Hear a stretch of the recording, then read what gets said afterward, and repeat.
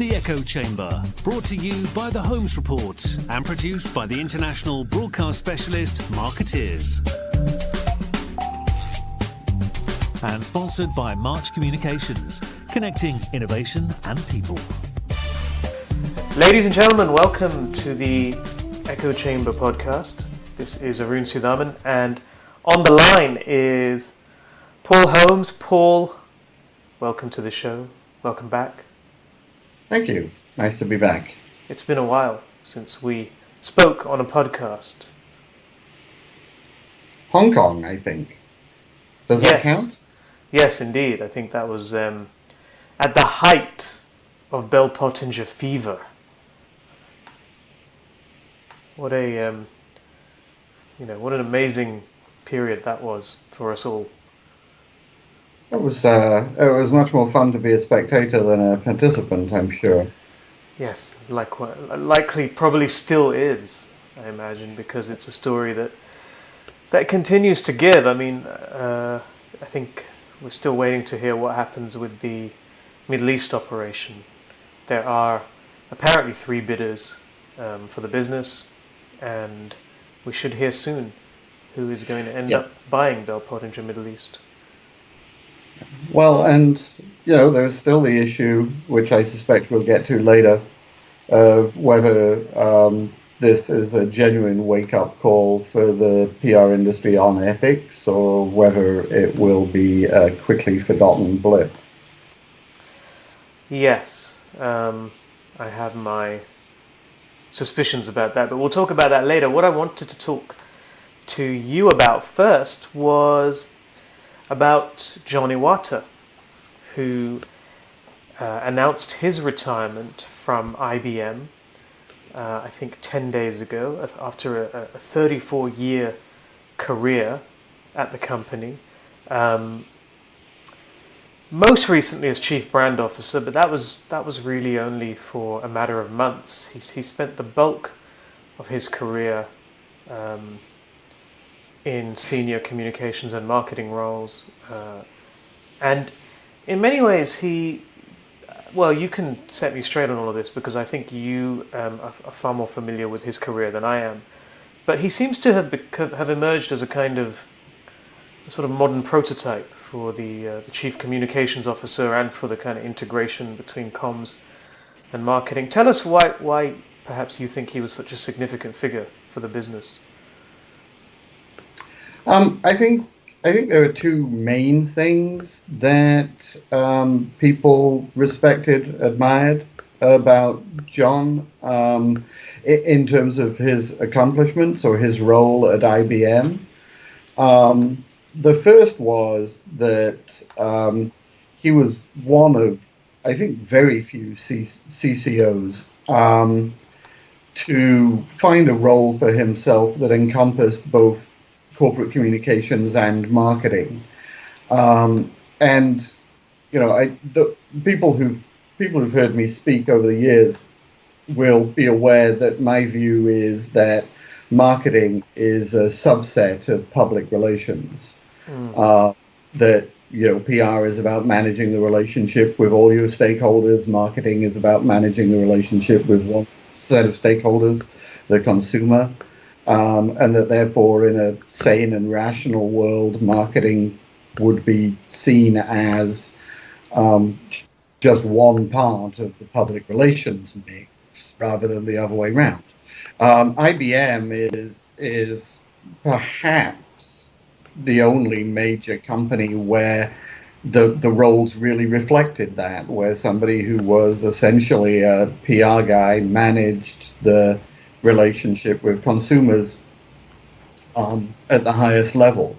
And so I think that was a big factor. And then the second thing was that his role as a thought leader for the industry shouldn't be underestimated. I mean, IBM was living the idea of being the authentic corporation or the authentic enterprise before the Arthur W. Page Society came out with its authentic enterprise white paper.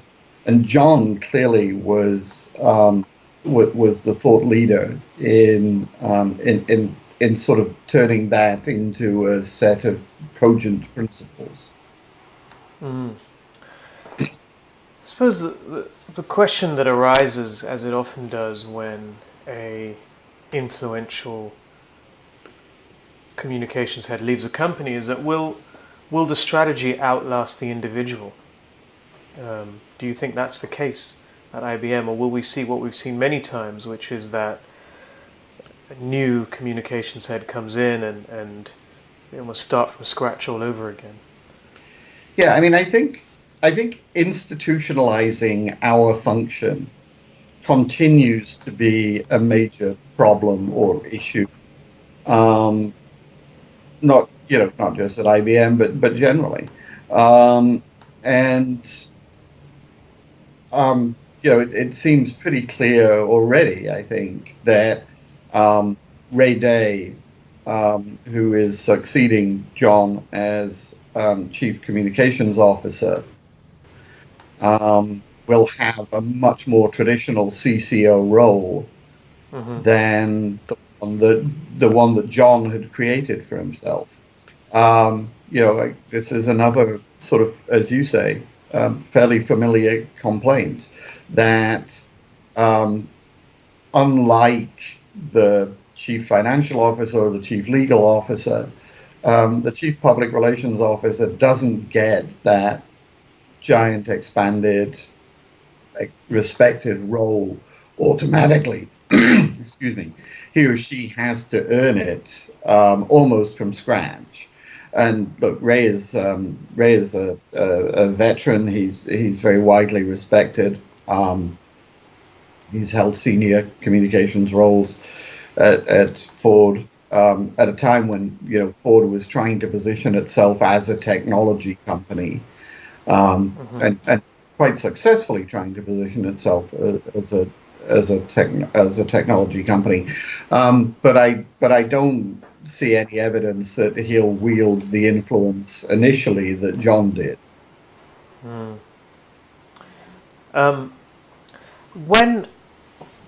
Jon Iwata combined the roles, I think we're going back, it's more than a decade now, I feel, when he took on oversight of marketing and communications. And this was rare then. It's almost as rare now. Did you feel like it was going to herald more change than it eventually did? Yeah, there were a couple of other examples. So Tom Buckmaster at Honeywell was the other guy who, within a couple of years, sort of had taken on the same role. And I at the time thought that you and I have spoken on these podcasts before about the convergence of marketing and corporate communications. And I thought that what might happen was that in consumer-facing companies, the two functions would converge under somebody out with a marketing background. Whereas in more business-to-business and corporate environments, you might see more CCOs taking on an expanded role. I think it's fair to say that still remains extremely rare. Yeah, I think that's right. I mean, I think we did. We have looked at this via our Influence 100 research, and you do see more of these people around, more people on the communication side who are leading combined functions. But it's interesting that it's still not. You certainly can't draw the conclusion that it's widespread. I think we counted 1, 2, 3, 4, 5, 6, 7, 8, 9, 10 people last year. That included Jon Iwata, who obviously doesn't anymore. That included Beth Comstock. That's another function that is no longer an integrated one, if I'm not mistaken. Yeah. Because there's a CMO there and a CCO. So that number drops to 8, I believe, which is really not enough, you would think, in this kind of, supposedly, this integrated era. Actually, I mean, in some ways it's not enough. In some ways it's more than you'd expect. I mean, I think, for example, there's still a lot of organizations where the two functions are separate, but relatively equal, or at least in terms of reporting relationships, relatively equal. Which is to say, you know, both of them are reporting into the C-suite in a meaningful way. They're not necessarily equal in terms of budget, which is one of the sort of ongoing issues. Yeah. But you know, if you assume that fewer than half of the companies that we look at have integrated the two functions, and it could be as little as a third, then you're actually saying a third of those companies, give or take, or a quarter of those companies have integrated it under public relations, which again, given that we tend to select our Influence 100 from big brand name companies, it may not be that far off. But my guess is that, you know, because we're self-selecting for influence, we're also self-selecting for people who are capable of managing both functions. Whereas I suspect that pretty soon, as you sort of go down that ladder, you run out of people who are capable of doing the two jobs. And it's interesting because we mentioned Beth Comstock, and of course she also retiring from GE. Often, it's interesting to me. I've always thought when people talk about communications executives who have ascended to the highest levels in an organization, the two people they often point to for the past decade have been Jon Iwata and Beth Comstock. She also oversaw an integrated function, eventually moved into the role of vice chairman, where she kind of took on a role that oversaw innovation. But with her departure and with Jon's departure and with the sort of trends that you've just discussed that we're aware of, do you feel that the lack of people, or of comms people overseeing these kind of integrated functions, is a failure of personnel or a failure of structure, or not a failure at all? I do think there are questions about how many CCOs have the qualities necessary to take that kind of leadership role. You know, I feel like this podcast, more than perhaps some others, finds me repeating myself more than I'd like to. But you know, again, one of the things that I've spoken about in our industry is the need for courage. And you know, I think the role that we're describing needs somebody who's pretty bold and pretty assertive and pretty willing to speak up and insert themselves into management discussions even when they're not asked to. And I wonder whether there isn't, whether too many PR people are still, content with a more limited role, or reluctant to rock the boat to the extent necessary to A, get noticed, but B, at the same time, risk exposing yourself. So, but I also wonder whether there shouldn't be, perhaps, and I haven't thought this through, so bear with me, some sort of training program or some sort of program that would prepare CCOs for an expanded role, looking after marketing. And there are clearly some things in terms of the marketing function that are more demanding than many CCOs are ready for, particularly in the areas of data and analytics. this is true. Do you feel? I mean, you mentioned that you kind of alluded to this idea that people didn't want to rock the boat. Why do you feel that's the case? Again, do you think, without getting too much into the psychology of individuals, do you feel that there is something in the makeup of people in the communications industry, or is it simply a function of the fact that their roles are just not taken as seriously as perhaps they could be? Yeah, I don't want to overestimate the former versus the latter, right? I mean, I think, we've had a lot of discussions both on the agency side of the business and on the client side of the business in recent years and months about swim lanes and the pressure that there is to stay in them. And so even if you're eager to break out of your swim lane, as many agencies are, you can find yourself restricted by expectations and comfort levels within client organizations. And I'm sure that's equally true and possibly more true if you're the head of corp comms or whatever the function is called these days. But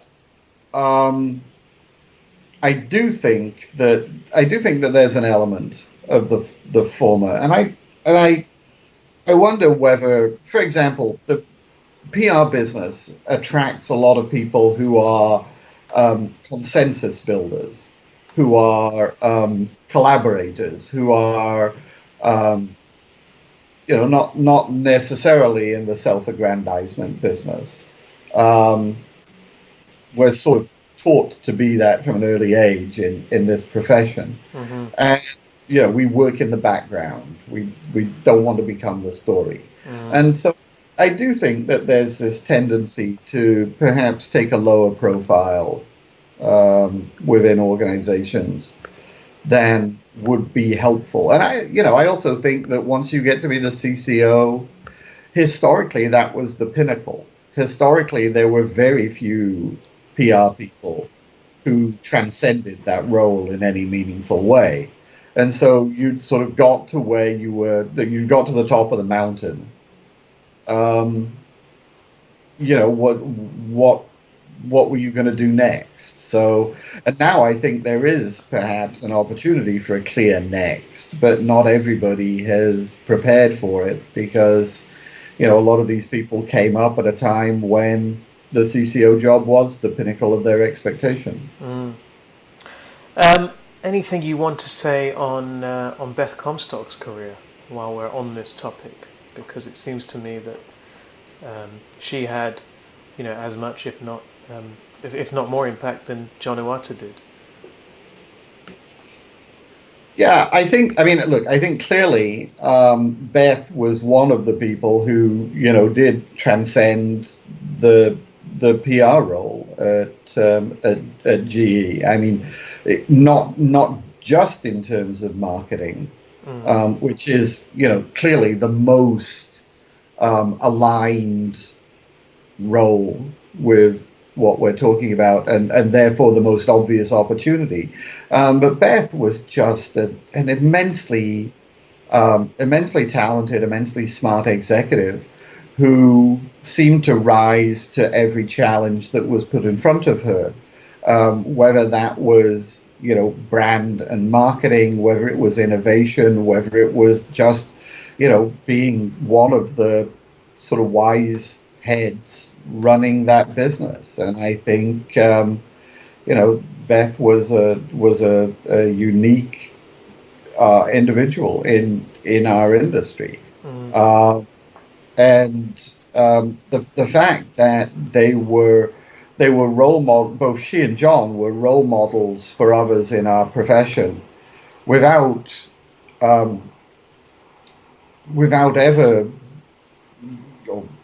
This may be a little unfair. There may be others out there who are sort of 2 or 3 years away from being the next Jon and the next Beth, and I hope there are.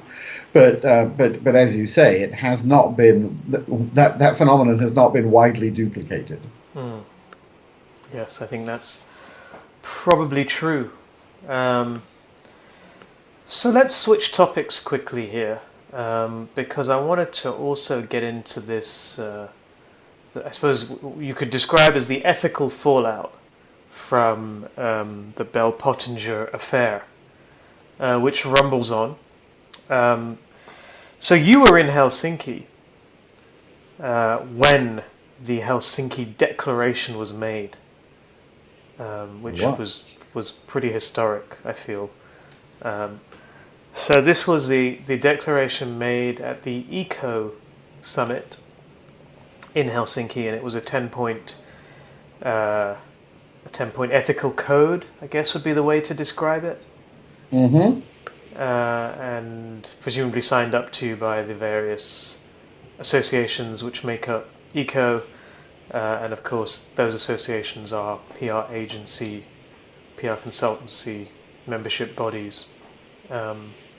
This isn't, I'm going to say this, but I'm hoping you will verify.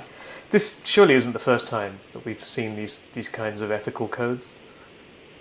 Well, no, I mean, I think every major trade association has an ethical code.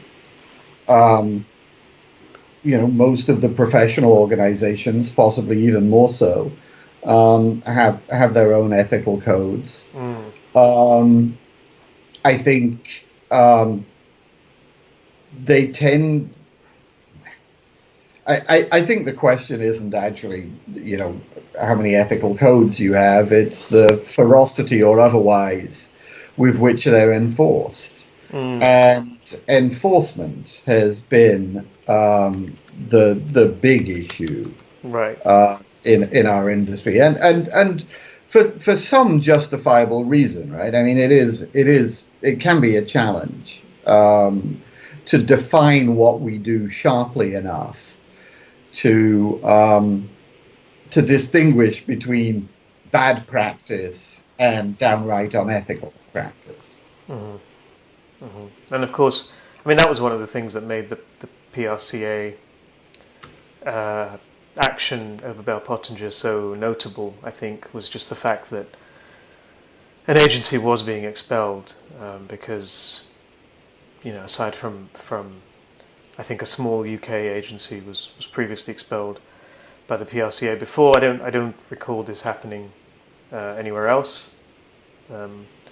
Certainly not with an agency of similar stature and size. No, it was again. I've seen the PRSA in the US expel or censor individuals, but in many cases that has been for illegal activity only tangentially or unrelated to the practice of public relations. For example, I remember a fairly prominent PR executive in Detroit being expelled, I think, from the PRSA for insider trading. But that's not a question of professional practice. That's in terms of what he was, how he was conducting himself as a PR man. It was even though I'd sort of seen the mounting evidence against Bell Pottinger, even though it seemed to me to be a clear-cut case of going beyond what ought to be ethically acceptable anywhere, I was still mildly shocked that a trade association took such a principled stand. And then, of course, we get to the Helsinki Declaration. PRCA is part of ECO. How worthwhile or otherwise do you believe this kind of declaration is? Again, I think it'll come down to enforcement. And so, I look at this has been a pet peeve, I guess, of mine for a long time, and I feel like I'm sort of boring on the subject. But item number 6, for example, says that PR agencies should be forthcoming about sponsors of causes and interests, and never engage in misleading practices such as astroturfing. Well, okay. So first of all, you could make the case that one person's astroturfing is another person's grassroots, right? Astroturfing is what your opponent does, and grassroots is what you do. But there is clearly still in public affairs, in particular, in Washington and elsewhere, this tendency to hide corporate-sponsored associations behind some sort of grassroots sounding name like Citizens for Fuel, whatever, different fuel economy standards or whatever. And we all know that the Citizens... Working Families for Walmart, I think. Yeah, well, yeah. And sure, I mean, to a certain extent, yes, the CEOs of major corporations are citizens, and so you're not actually lying. But we all know it's dishonest, right? And this goes on all the time. Now, is anybody going to enforce that standard? And then, of course, the other thing about the Helsinki Declaration, I don't want to be critical, because I do think it's important that we try to codify this stuff. Is okay. So you can clearly expel somebody if they breach number 1, which is to basically work in accordance with applicable laws. If somebody breaks the law, you can throw them out.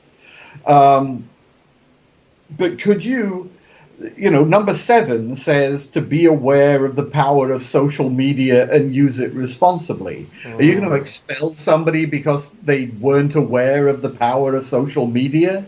I mean, that, we do need to, I think, tighten up and get specific and make this stuff actionable. And I don't. That's where I think there's a gap between our hopes and aspirations and where the rubber meets the road. So, one person who perhaps doesn't think the Helsinki Declaration is enough is Richard Edelman, who, I think this was just a week or maybe 2 weeks after the Helsinki Declaration, made a speech at the National Press Club in which he offered his own take on the need for higher ethical standards and on how companies can hope to retain the public's trust. And he called for something called a PR compact to ensure accountability. He said that companies need to invest in collaborative journalism to educate the public and engage in real dialogue. There were a few other recommendations he made. Where do we start here? Where do we start here?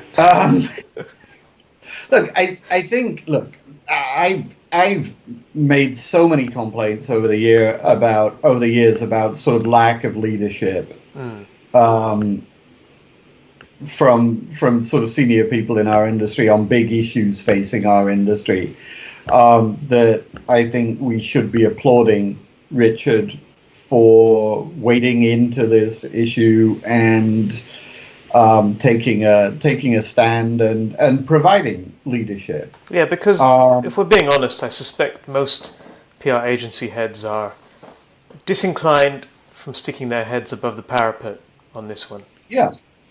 And I think almost anybody who does so is going to sort of attract the there but for the grace of God go you kind of attitude, right? Because I think nearly every major PR firm, and Edelman is certainly no exception, have ethical issues in their past, have been accused of crossing the line on numerous occasions, and so that's the first thing, is that back to an earlier point, it takes a certain amount of courage to stand up when you know that it's likely to make you a target.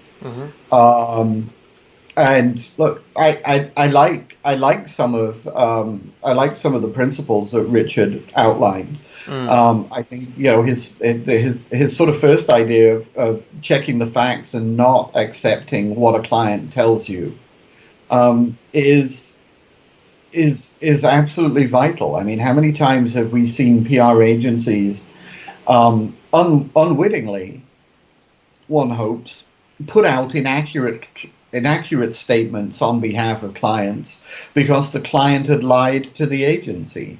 And so, demanding an extra level of verification before putting your own reputation on the line seems to me to be, one of the very fundamental things that a responsible PR agency should do. I do think that for the most part, the things that he's thinking about are things that the entire industry could rally around. Again, the PR Council, for example, has a lot of, because the PR Council is the US analog to the PR CA. The PR Council has as much ability to expel members as the PRCA does, and could presumably enforce something like this. It's a little more difficult for the Page Society, I think, because it's hard to know. It's hard sometimes to identify the individuals involved when a company lies or a company misleads or a company does something unethical. It's hard to say, well, the senior corporate communications guy, who in most cases would be the Page member, is the individual who should bear the brunt of that. Sometimes companies make stupid public relations blunders without ever involving anybody from the PR department, and I think that's a little more challenging. But I don't want to nitpick the idea to death. I think there's a valuable discussion to be had. Sure. I mean, Richard did call on the Arthur Page Society and the PR Council to serve as the industry watchdog in the US. I suspect one of those organizations is far more amenable to that idea than the other. Of the four tenets he advances, the first you've mentioned, insist on accuracy. The second, demand transparency, which I find is a great idea in theory, but I'm just never really sure how it will work in practice. Well, again, I think what Richard is talking about there is the thing that we talked about earlier, item 6 on the Helsinki Declaration, which is, don't hide behind advocacy groups or coalitions. Be utterly transparent. And I also think there's a pragmatic reason for that, which is if people find out at some later point that a group that they thought was sort of made up a spontaneous uprising of ordinary citizens is in fact a corporate shill. I just think, in terms of public relations, I can't think of anything more likely to erode your relationship with the public. Yeah. I mean, that's a clear, I suppose, example and reason. Where it gets, I think, a little tricky is when you have this sort of idea that, okay, we're in this era where of so-called radical transparency, companies should be transparent about everything. I get a lot of pushback against that when I talk to people both on the agency and client side who just say that no, companies will and should have some secrets. Well, yeah, I mean, I think this depends on what you're talking about, right? So I don't think anybody is saying that transparency should go so far as, Coca-Cola posting its secret formula online for everybody to duplicate. But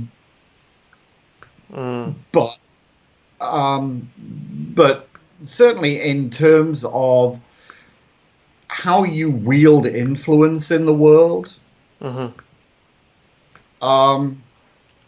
then yeah, I think transparency is. I do not see the well-intentioned and intellectually honest argument against greater transparency in communications and influence. And by the way, I mean, without getting into a sort of new wormhole or opening up a can of worms or whatever the worm-related analogy for this is, this should extend to clients being honest about hiring PR firms. I mean, how many times have you and I been told the client doesn't want us to announce that we're working for them? Yeah. Now, is that covered by transparency? I would say it is. I would say that if a PR agency is doing work for a client, that ought to be in the public domain. Yeah, no, I totally agree, and I've made that case before. But the reason provided is simply most often, I would say, the reason provided is that a company feels if it confirms it's working with a public relations agency, it looks like it has a public relations issue. Well, I mean, again, I don't want to necessarily turn this into a self-serving "you should all tell the Holmes report everything, damn you" conversation. But the thing that makes hiring a public relations agency look shameful is that people act as if they're ashamed of doing it, or that that they worry it says something negative about them. I mean, you don't have that issue. Nobody says, "Oh, they hired an advertising agency. They must have a marketing problem." I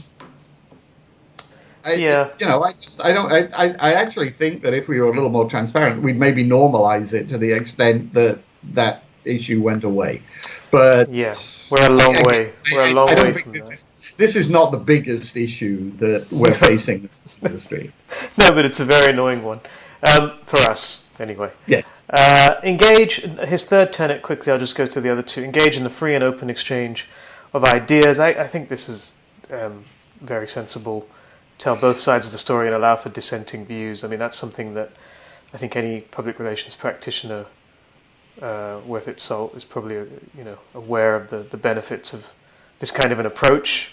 Yeah, but again, that falls into the realm for me of, that's a nice idea, but it's not I keep coming back to this. If it's not something enforceable, then it belongs somewhere other than a code of ethics. Right. It's a principle. It can be one of your values.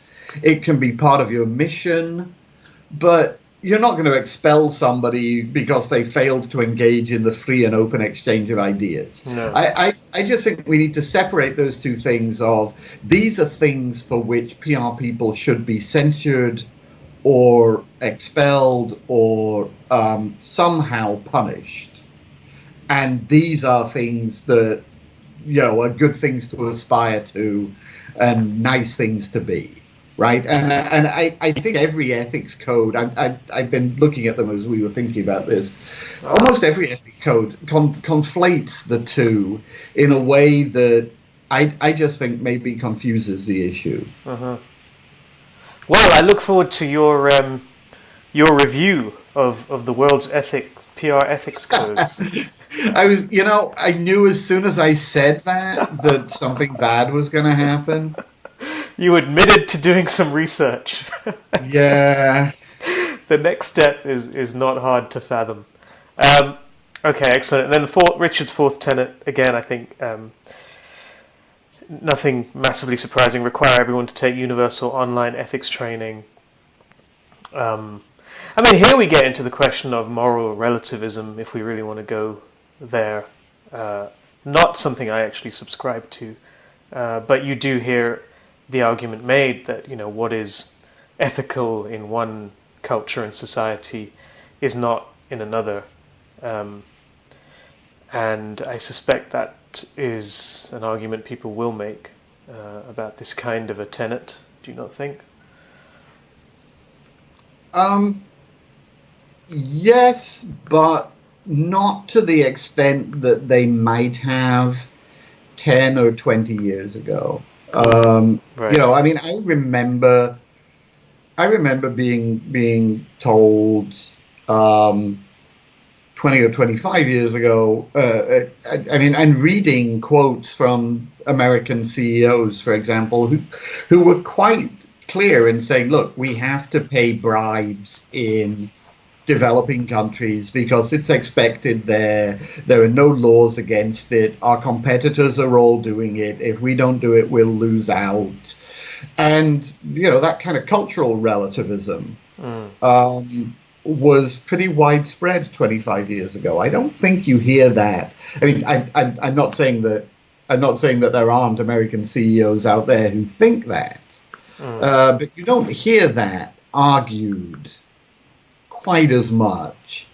And I think again, I'll come down to the PR case for this, which is, I think today, if you turn around and said, well, sure, we would never have displaced an entire town in America in order to sink our mine, but we were quite comfortable having the Nigerian government send in troops to forcibly remove people from their land so we could do it in Nigeria. I just think anybody who made that kind of argument today would face such a backlash. Yeah. I almost can't imagine it happening. So yeah, there are going to be sort of cultural nuances, and that's one thing. But I think saying we can act this way because the laws in the developing market or the standards in a developing market are different, I think that's a very difficult argument to make. Well, I hope you're right.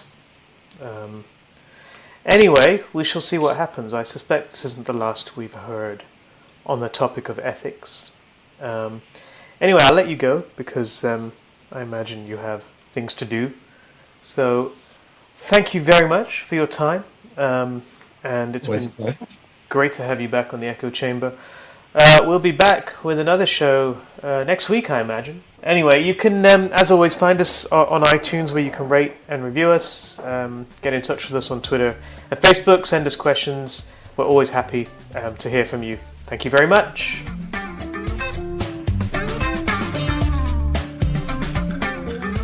You've been listening to The Echo Chamber. Brought to you by The Holmes Report and produced by Marketeers. Sponsored by March Communications, connecting innovation and people.